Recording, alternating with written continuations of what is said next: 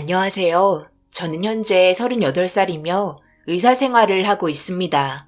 제가 여기에 사연을 올리게 된 이유는 살면서 그날에 겪었던 너무나 큰 충격을 받게 된 상황들을 도저히 이해를 할 수가 없어 여러분들께서는 어떻게 생각하고 계신지 들어보고 싶어 이렇게 글을 쓰게 되었습니다.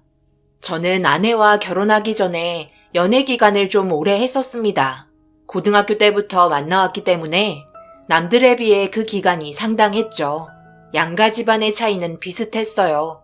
아무래도 학생 때부터 거의 모든 시간을 같이 보내다 보니 성인이 되었을 때 결혼을 당연하게 생각하고 있었습니다. 아무래도 학생 때 여러 가지 상황들로 인해 학부모들끼리 만나는 시간이 몇 번 있었고 저와 아내의 관계를 알게 된 순간부터 양가 집안이 가까이 지냈었습니다. 그런 시간들이 지나오다 보니 저와 아내의 입에서 자연스럽게 아버님, 어머님이 나왔고 그런 부분들을 이해하고 인정해 주셨어요. 그렇게 저와 아내는 일찍이 결혼을 하게 되었고 저희 둘 다 의사의 길을 걷기 위해 열심히 공부했고 그 기간 또한 오래 걸렸어요. 그리고 남자로 태어나서 한 번은 다녀와야 하는 군복무를 이행해야 했습니다. 그리고 군의관으로서 최선을 다했었습니다. 문제는 가족들과 3년이라는 시간 동안 떨어져 지내야 했었어요. 그리고 그 기간 동안 좀 더 많은 경험을 하고 싶어 해외 파견을 신청하였고 3년이라는 기간 동안 해외에서 군의관으로서 군 복무를 해야만 했었습니다. 일반 군의관의 경우 당직을 제외하곤 일반 출퇴근이 가능하기 때문에 아내와 같이 있을 수 있는 시간을 만들 수 있었지만 의사로서 좀 더 넓은 세상을 보고 싶었고 여러 가지의 상황들을 경험하고 싶어 충분한 상의 끝에 결정하게 되었어요. 학생 때부터 항상 무엇이든 결정을 할 때 서로 의논을 했고 그 문제를 함께 헤쳐나갔습니다. 그리고 해외 파견 문제도 같았어요. 이번 신청이 마지막으로 알고 있는데 갔다 오게 되면 전역할 때까지 한국에 들어올 일은 없을 것 같아. 그래도 의사로서 더 많은 경험을 해보고 싶고 앞으로 도움이 될 수 있는 경우들도 생길 것 같아 다녀오고 싶은데 어떻게 생각해? 그런 기회가 주어진다면 다녀오는 것도 나쁘지 않지. 당신이 위험에 처해지지만 않는다면 나는 다녀오라고 하고 싶어. 하지만 위험한 상황에 노출이 된다면 반대할 거야. 그렇게까지 하지 않아도 국내에서도 많은 경험을 쌓을 수가 있다고. 아내는 해외 파견 근무를 말리지는 않았지만 위험한 상황에 처해질까봐 그런 부분들을 걱정하고 있었어요. 하지만 건물 내에서만 시간을 보내는 거라 제가 위험한 상황에 노출이 될 이유는 없었어요. 그래서 침착하게 설명을 했고 해외 파견 근무를 하게 되었습니다. 떨어져 지내는 게 상당한 고통이었어요. 해외에서의 생활은 너무 힘이 들었습니다. 시차 적응을 해야 했지만 더 큰 문제는 아무래도 음식이었어요. 거의 대부분이 외국 음식이라서 느끼한 것들 위주였고 식욕을 많이 떨어뜨렸죠. 그리고 전화통화조차 힘들었습니다. 제가 잘 시간은 아내가 활동하는 시간이었지만 아내가 잘 시간은 제가 근무를 해야만 하는 시간이었어요.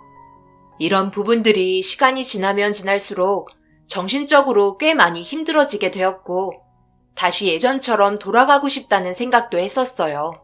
하지만 이미 엎어졌기 때문에 무조건 3년을 채워야 한국 땅을 밟을 수 있었어요. 그래도 가끔 통화를 할 수 있는 시간이 되면 서로 어떻게 살고 있는지 물어봤고 힘들었던 군복무는 아내의 따뜻한 말들에 의해 보상을 받을 수 있었습니다. 그런데 시간이 지나면 지날수록 전화 연결은 어려워졌고 어머니한테 전화를 걸어 통화를 하게 되었을 때 아내의 안부를 물어보며 잘 지내고 있는지 여쭤봤어요. 어머니 잘 지내고 계시죠? 다름이 아니라 요즘에 연우한테 연락도 잘 안 오고 전화통화가 안 돼서 무슨 일이 있을까봐 걱정이 돼서 전화 드렸어요. 제가 어머니한테 소식을 들을 수밖에 없잖아요. 별일 없는 거죠? 별일? 당연히 없지. 무슨 일이 있겠어? 서로 바쁘다 보면 통화를 못할 수도 있는 거지. 연우가 아무래도 의사 준비 때문에 정신없다 보니 연락하는 걸 계속 잊어버리나 보다. 엄마가 다음날 통화해 볼 테니 너무 걱정하지 말고 문자라도 하라고 전해줄게. 어머니와의 통화를 끝으로 아내의 연락을 기다렸고 다행히도 그동안 많이 바빠서 제대로 연락을 하지 못했다는 소식을 듣게 되었어요. 시차의 문제로 상당히 힘들었죠. 답답한 시간은 어느덧 1년밖에 남지 않았고 하루가 빨리 지나가길 바라는 마음밖엔 없었어요. 파견 생활 처음 했을 때의 다짐은 어디 가고 빨리 집으로 돌아가고 싶은 생각만 머릿속에 꽉 차게 되었습니다. 저도 한 가장의 남편으로서 아내가 보고 싶고 가족이 보고 싶어서 그 마음은 전역하는 시간이 가까워질수록 조급해지기 시작했어요. 그리고 50일 정도 지났을 때 아내와 통화를 할 수 있는 시간이 있었습니다. 이제 정말 얼마 남지 않았네. 2달도 안 되는 시간이야. 조금만 힘내고 집에 가면 우리 행복하게 살자. 앞으로 좋은 일만 있을 거야. 그래. 그렇지. 이제 2달도 안 남았네. 벌써 시간이 그렇게 흘러버렸나? 내가 지금 너무 바빠서 그러니까 나중에 통화할까? 뭐야? 지금 막 통화했는데 조금의 시간도 안 되는 거야? 나 잠도 안 자고 당신이랑 통화하려고 겨우 버티고 있었는데 정말 너무하네. 요즘 연락도 안 되고 문자 보내도 답장도 잘 안 하잖아. 벌써 사랑이 식은 거야? 아니면 나한테 말 못할 문제 있어? 그런데 거기 어디야? 왜 이리 시끄러워? 애들 목소리도 들리고 병원이야? 아유, 왜 이렇게 말을 안 해? 답답하게. 그 순간 갑자기 누군가 아내 옆에 앉은 듯 남자의 목소리가 들렸고 누구냐며 아내에게 다정한 목소리로 물어보았습니다. 아무것도 아니라는 말과 함께 전화는 끊기게 되면서 다시 전화를 걸어봤지만 받지 않았어요. 그날 상당히 기분이 찝찝했고 이런 문제를 어머니한테 물어보며 별일 없는 거냐고 확인까지 받을 수 있었으나 무언가 느낌이 별로 좋지 않다는 걸 지울 수 없었어요. 아내의 행동이 점점 달라졌고 저에 대한 감정이 무뚝뚝해졌다는 걸 확실하게 느낄 수 있었거든요. 함께 알고 지낸 세월이 몇 년인데 목소리만 들어도 그 사람에 대한 감정을 바로 알 수 있기 때문에 아내에게 분명 문제가 있다는 걸 바로 알아차렸습니다. 그런 의문을 남겨둔 채 전역을 해야 한다는 게 참 불편했어요. 저와 떨어져 지낸 지 3년이라는 시간의 공백이 삶을 완전하게 바꿔줄 수 있는 충분한 시간이라 막상 전역 날짜가 코앞일 때 들뜨고 기쁜 마음보다 불안과 제가 생각하는 상상의 전개가 펼쳐지지 않길 바라고 있었습니다. 그러나 전역 후 저녁 늦게 한국으로 귀국해 아내에게 전화를 했지만 받지 않았고 할 수 없이 집으로 도착했는데 차마 현관문을 열지 못하겠더라고요. 느낌이 너무 좋지 않았거든요. 하지만 제가 생각하는 모든 것들이 그냥 오해일 거라고 생각하며 현관문 비밀번호를 눌렀고 불 꺼진 거실에 들어와 불을 켰는데 집에 안 들어온 지 꽤 된 것 같았어요. 방 안에 냉기가 있더라고요. 아내를 불러봤지만 당연히 없었습니다. 오래간만에 맡아본 집 냄새는 달라지지 않았어요. 그래도 집으로 돌아왔다는 걸 실감할 수 있었고 앞으로 아내와 열심히 살아야겠다 생각하며 어머니께 전화했는데 이건 제가 전역하는 날짜도 모두 알고 있으면서 아무도 전화를 받지 않았습니다. 장인어른 장모님도 받지 않으셨고 아버지 또한 받지 않았어요. 정말 환장할 노릇이었습니다. 도대체 왜 아무도 연락이 안 되는지 이해할 수가 없었어요. 그렇게 답답한 마음을 가지고 거실에 멍하니 앉았는데 달력에 동그라미로 빨갛게 표시를 해놓은 흔적이 있더라고요. 그래서 가까이 다가가 확인을 해보니 달력에 표시해둔 건 초음파 검사하는 날이라고 적혀 있었고 달력의 날짜는 6개월이나 지난 달력이었습니다. 그때 알았죠. 6개월 이후에는 한 번도 신혼집에 들어온 적이 없었고 저한테 말하지 못한 문제가 생겼다는 것을요. 화가 머리끝까지 올라와 무작정 장인어른 집으로 찾아갔어요. 그런데 초인종을 눌러 나온 사람은 제가 알지 못하는 사람이었고 장인어른은 다른 곳으로 이사를 하게 된 것 같았습니다. 결국 아무런 단서도 찾지 못하고 너무 늦은 시간이라 일단 부모님 집으로 향했는데 초인종을 눌러도 아무도 대답이 없길래 우편함의 고지서를 살펴보니 어머니도 이사를 가셨는지 고지서에는 다른 사람의 이름이 적혀 있었습니다. 아무도 연락을 받지 않고 찾을 수가 없으니 전역한 날 완전 정신이 나가버렸어요. 신혼집으로 마련해둔 건 제 명의로 되어 있었기 때문에 건들지 못했던 건지 3년 만에 돌아왔는데 아무것도 할 수 없어 집에서 멍하니 서 있다는 게 너무 짜증이 올라왔습니다. 그렇게 뜬 눈으로 밤이 지나갔고 동이 트자 아침 일찍 집 밖으로 나갔습니다. 그리고 아내와 양가 집안의 행적을 알아보기 시작했으나 아무것도 찾지 못하고 집으로 돌아와야만 했어요.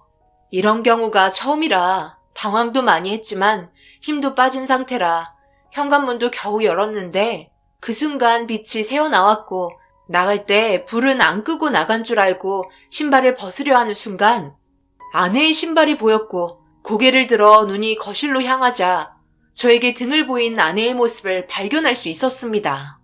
저는 급하게 아내의 이름을 부르며 거실로 달려갔고 앞모습을 보여주지 않던 아내의 얼굴을 확인하기 위해 앞을 보며 다가간 순간 저는 경악을 하고 말았습니다.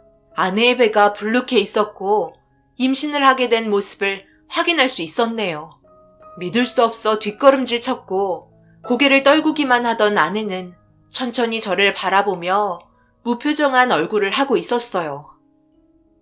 뭐야? 이게 어떻게 된 거야? 당신이 왜 임신을 한 건데? 지금 내 눈으로 본 이 상황 도대체 뭐냐고? 미안해. 그럴 일이 있었어. 당신이 군복무를 하고 있는 동안 정말 많은 변화가 있었고 당신도 거기에 대해 받아들여야 해. 뭐? 지금 이 상황을 나보고 받아들이라고? 지금 그걸 말이라고 해? 뭐가 어떻게 된 건지 제대로 말하라고. 바람 피운 거야? 아니면 당한 거야? 왜 아무도 내 전화를 받지 않는 건데? 나한테 잘못을 했으니까 모두들 숨기고 있는 거 아니야? 이혼해. 당신이랑 나는 이혼해야 돼. 그리고 나는 더 이상 당신을 사랑하지 않아. 내 말은 진심이야.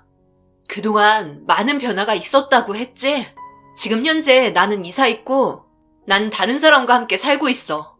이혼 위자료와 상간 소송에 관한 위자료는 법적으로 해결해서 보상해주면 되니까 당신은 그냥 위자료 받고 떠나면 돼. 더 이상 나와는 상관없는 남남이 되는 거라고. 어머님이 한 행동들로 인해 우리의 삶은 완전히 바뀌게 된 거니까 어머님 탓했으면 좋겠어. 모든 게 전적으로 어머님 잘못이야. 나는 내 인생도 끝이 났다고. 돈이 없으니까 정말 죽겠더라. 하루아침에 바닥에 주저앉게 되니까 내 앞날이 캄캄해졌고 모두가 오열을 하며 땅을 치는데 내가 거기에서 선택해야 할 게 뭐겠니? 당장 살아야 하지 않겠어? 그리고 당신은 해외에서 군복무하고 있는데 이런 상황을 설명해봤자 어차피 아무런 도움도 안 되는 거잖아. 그래서 아무 말하지 않았어. 그동안 함께했던 내 마지막 배려인 거고 앞으로 새로운 삶을 살길 바래. 내가 한 결정이 이기적이라고 생각할 수 있겠지만 당신이 알지 못했던 그동안 우리 가족의 삶을 알게 된다면 함부로 나한테 뭐라고 할 수 없을 거야. 그리고 테이블에 시부모님 주소 적힌 메모 올려놨으니까 가서 나머지 얘기는 어머님한테 듣도록 해.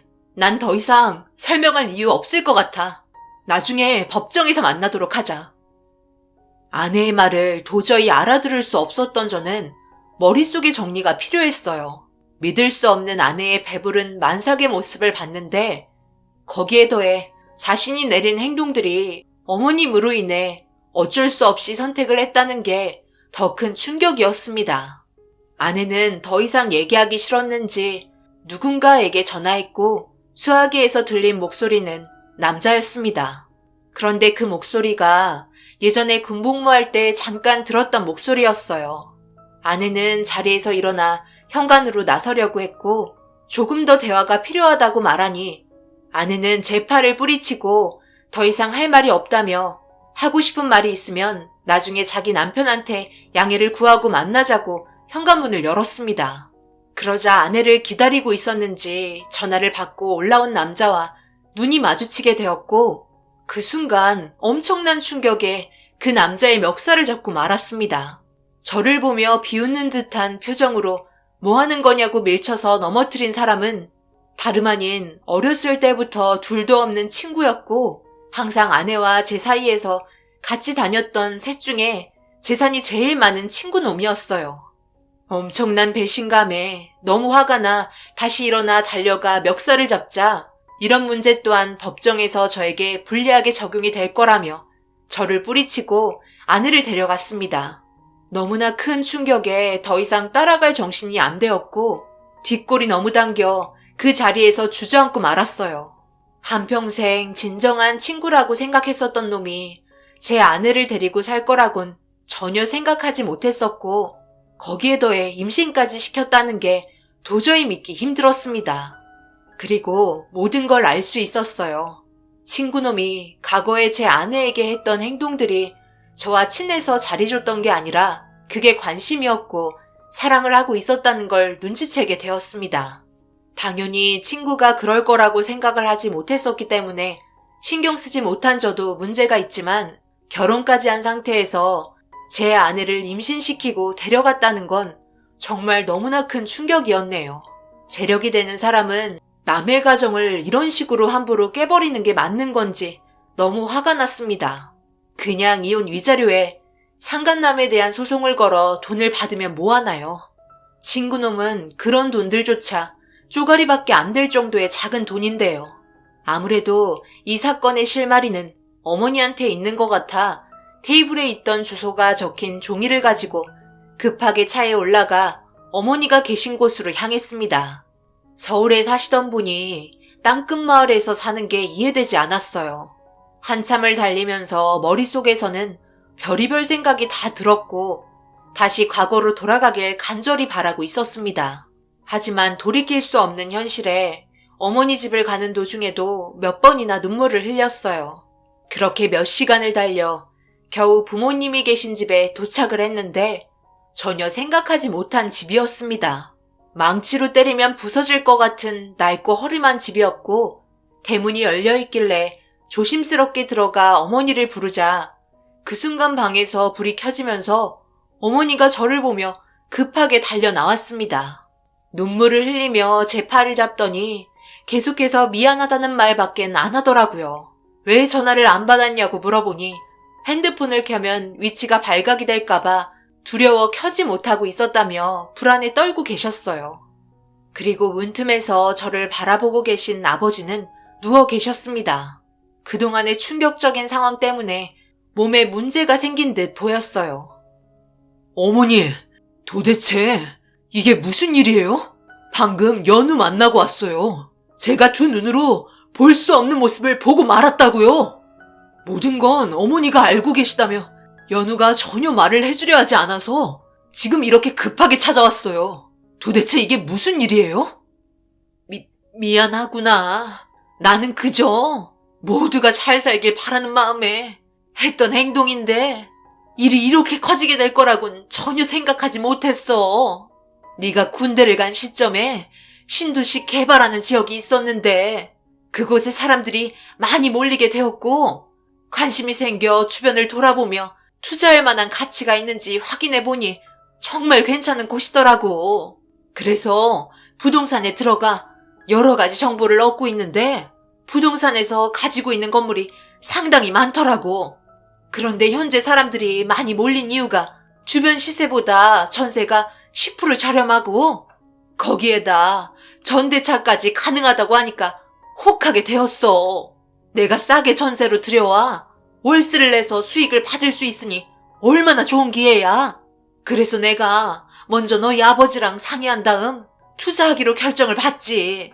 우리가 건물 몇 개를 살려고 준비하는 도중에도 벌써 많은 사람들이 계약하기에 바빴어.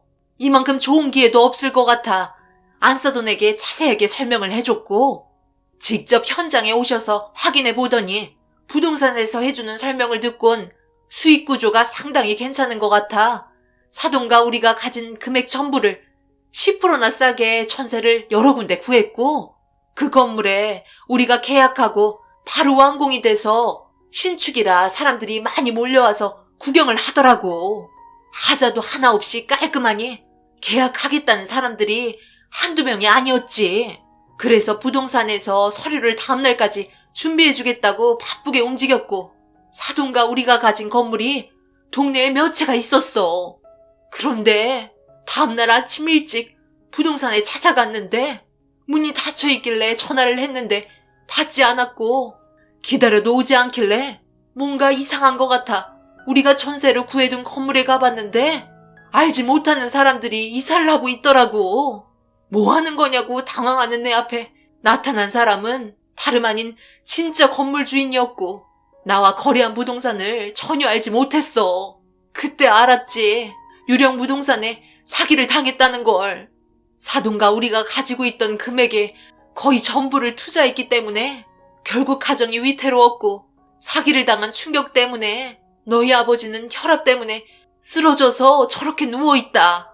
나도 이렇게 될지 몰랐어. 미안하다 정말. 이 말을 듣고 있는데 다리에 힘이 풀려 너무 힘들었어요. 양가 집안 신중하지 못한 결정이 화를 불러일으키게 된 거였죠.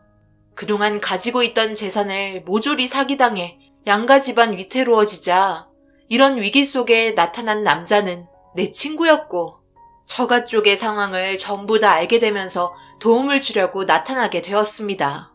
아내와도 워낙 친했고 오래 봐와서 그런지 아내는 제가 없는 동안 친구에게 꽤 많은 의지를 한 것 같았어요. 집안이 위태로워지자 기댈 곳이 필요했겠죠. 결국 아내는 친구의 재력에 눈을 돌리게 되었고 저와의 인연을 끊고 싶었던 겁니다. 이런 문제들이 있었다는 게 도저히 믿기 어려웠어요. 그리고 양가 집안을 상대로 사기를 친 일행들은 해외로 잠적한 것 같다는 말을 하였고, 이런 상황들이 있었다는 걸 듣게 되자 아내에게 전화를 할 수가 없었습니다. 친구는 위기를 기회로 만들어 사랑하는 제 아내를 뺏어갔다는 걸 전부 이해할 수 있었어요. 결국 이 문제를 해결하기 위해 경찰에서도 노력하고 있다며 어머니는 저에 대한 마지막 희망을 놓지 않고 있었어요. 조금만 더 침착했더라면, 더 신중하게 알아보고 결정했더라면 이런 상황이 생기지 않았을 텐데, 어머니의 생각 없는 행동이 돌이킬 수 없게 만들어 원망을 하게 되었고 곧 쓰러질 것 같은 집을 뒤엎었습니다. 그동안 억누르고 쌓아왔던 분노가 터지게 되면서 집은 아수라장이 되었어요. 저는 어떻게든 사기친 사람들을 잡아야만 했어요. 하지만 아무런 흔적도 찾을 수가 없었습니다. 경찰도 해결 못하는 걸 제가 해결할 수 있겠어요? 어머니와도 인연을 끊겠다며 서울로 다시 올라와 매일 술에 취해 있었고, 집안 곳곳에 남아있는 아내의 흔적을 하나하나 정리하며 그동안 함께했던 모든 것들을 정리해 나갔습니다. 아내와는 이혼을 하고 친구놈에게도 소송을 걸었어요. 이렇게라도 안 하면 제가 정상적으로 살아가기 힘들 것 같아 어떻게든 복수해주고 싶었지만 제가 할 수 있는 전부였어요. 그리고 아내와는 법적으로 완전한 남남이 되었죠. 하지만 핸드폰에 있던 아내의 전화번호를 지우는 게 정말 힘들더라고요. 제가 그동안 어려운 결정을 하며 버텨온 건 아무것도 아니었어요. 아내의 핸드폰 번호를 지우는 순간 내 삶에 연결되어 있는 모든 것들이 끊어질 것만 같은 느낌이었습니다. 그토록 보고 싶었던 아내를 두 번 다시 볼 수 없으니 너무 가슴이 아프더라고요. 남의 자식을 임신했는데 제가 뭘 할 수 있겠어요. 사랑하는 사람에 대한 그리움은 그 사람이 떠났을 때 너무나 크게 다가왔고, 슬픔에 젖어 아내의 메신저 프로필 사진을 보고 있는데 출산을 했는지 아이를 안고 친구 부모님과 함께 사진을 찍었더라고요. 얼굴 표정이 행복해 보였습니다. 이제는 남의 가정이 된 아내의 얼굴을 마지막으로 보고 삭제를 하려고 하는 순간 사진 속에 무언가 이상한 점을 발견하게 되었어요. 사진을 확대해 자세하게 쳐다보니 그 안에는 친구와 아내의 부모님이 함께 있었습니다. 그런데 그 사이에 처음 본 여자가 있었고, 충격적이게도 손에 들고 있던 파일이 유령 부동산에 쓰였던 간판에 있던 이름이 적혀 있었습니다. 희미하게 보여서 정확하게 맞는지 확신할 수는 없었지만 확대해서 먼저 보이는 글자의 색이나 모양을 봤을 때 비슷한 부분이 너무 많았어요. 그래서 장모님이 받았던 물건인가 생각해봤지만 왠지 모를 찝찝함은 쉽게 사라지지 않았습니다. 저는 결국 친구의 뒤를 조사해볼 필요가 있을 것 같아 제가 가진 집을 처분하고 가지고 있는 돈을 최대한 활용해 심부름센터를 고용했어요. 모든 일거수일투족 전부를 보고받기 위해 정말 많은 돈을 썼어요. 한동안 별다른 소식이 없어 제가 잘못 생각하고 있는 것 같아 포기를 하려던 찰나 엄청난 사진 한 장이 제 핸드폰으로 전송이 되었고 무언가를 꾸미는 듯한 현장이었습니다. 의심될 만한 사진을 가지고 다시 어머니 집으로 향했고 가지고 온 사진을 보여주니 어머니는 경악을 하셨어요. 자신에게 사기를 친 부동산 여자라며 흥분을 가라앉히지 못했습니다. 확실한 증거물이 확보가 된 상태였어요.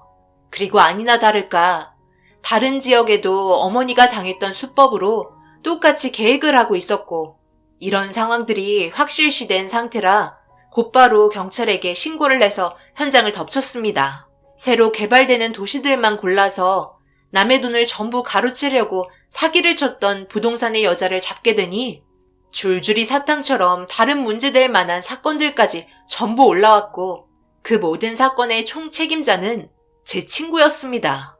결국 친구는 현장에서 체포가 되었고 그때 아내와 얼굴을 마주하게 되었어요. 친구의 사기로 인해 급하게 달려온 장모님과 장인어른이 이 사실을 알고 경악했고 아내는 믿을 수 없다는 표정으로 자기 남편을 보고 있었습니다. 이런 식으로 계속 사기를 친다면 결국 잡히게 될 거라고 생각 못했어? 떳떳하게 돈을 벌며 살아야지. 감히 우리 집을 건드려? 사기? 당하는 놈들이 문제 아냐? 자기들 이익을 위해 사기인지 아닌지 판단하지도 않고 앞만 보며 달려온 놈들이 문제 아니냐고. 그리고 네가 지금 나한테 그런 말 할 처지냐? 너도 나한테 사기 당했잖아. 결국 자기 아내 간수도 못하고 뺏겨서 지금은 내 아내가 되었고 아기까지 낳았으니 더 이상 돌이킬 수 없는 거 아니야? 쟤도 막상 내 여자가 되니 별거 없더라고. 너랑 만나고 있을 때는 그렇게 뺏고 싶었는데 내 마음을 무시하더니 막상 자기 집이 망하고 돈 한 푼 없이 주저앉으니까 내 관심을 사랑으로 받아들이더라. 그래서 살살 타일러서 데려오니까 따라오더라고. 새끼 강아지처럼 꼬리 살랑살랑 흔들면서 결국 내 재산을 보고 넘어온 거니 어쩌겠어. 그에 따른 감수도 당연히 짊어져야지. 넌 내가 구해준 줄 알아. 저런 골빈 여자랑 이혼했지. 거기에다 위자료까지 두둑하게 받았잖아. 내가 널 살려준 거야 임마. 앞으로 평생 고마워해라. 알겠냐? 그 순간 친구의 얼굴에 주먹을 날렸고 경찰서는 아수라장이 되었습니다. 아내는 주저앉아 눈물을 흘리며 자기 인생 책임지라고 난리를 쳤네요. 저를 바라보던 눈빛이 더 이상 보고 싶지 않아 법대로 진행하겠다며 경찰서에서 나왔습니다. 결국 친구라는 놈은 저희 집에게 사기를 친 죄와 다른 사람들까지 사기를 당한 이력이 너무 많아 그에 따른 죄질이 나빠 징역 5년을 선고하게 되었고 사기친 돈은 돌려받을 수 있었어요. 그렇게 다시 제자리로 돌아온 상태로 부모님은 한숨 돌리셨는지 저에게 고맙다며 눈물을 흘렸지만 아내의 집안은 말이 아니었어요. 온몸이 만신창이가 되어 있는 상태였죠. 아기를 안고 저를 바라보던 눈빛은 아직까지도 잊혀지지가 않네요. 자기를 용서해달라는 눈빛이었지만 차마 입이 떨어지지가 않았던 것 같습니다. 그런 모습을 보고 과감히 뒤돌았고 저는 현재 제가 목표로 했던 의사 생활에 전념하고 있어요. 그리고 이후에 어떻게 살고 있는지는 전혀 알지 못했어요. 핸드폰에 있던 전화번호도 삭제했으니까요. 결국 자신이 내린 결정으로 인해 이런 상황까지 오게 되니 참 안타깝습니다. 의사가 되겠다며 열심히 하던 아내가 사기친 놈의 자식을 가지게 되었고 빠져나올 수 없는 늪에 들어갔으니 어쩌겠어요. 자기 업보대로 생활해야죠. 저희 가정은 그래도 안정적으로 되어 다시 예전처럼 생활을 하고 있긴 하지만 어머니와의 관계는 아직도 풀어지지 않았습니다. 여러분들께서도 결정을 내릴 때 한 번 더 생각하고 알아보고 결정하시기 바랍니다. 잡아먹겠다고 달려드는 사람에게는 절대 이기지 못하는 것 같아요. 신중한 게 답입니다. 여기까지가 제가 겪은 사연이네요. 어려운 시기에 사기를 당할 수 있는 경우가 많으니 항상 조심하시고요. 하시는 일이 뭐든지 잘 해결되시길 바랍니다. 감사합니다.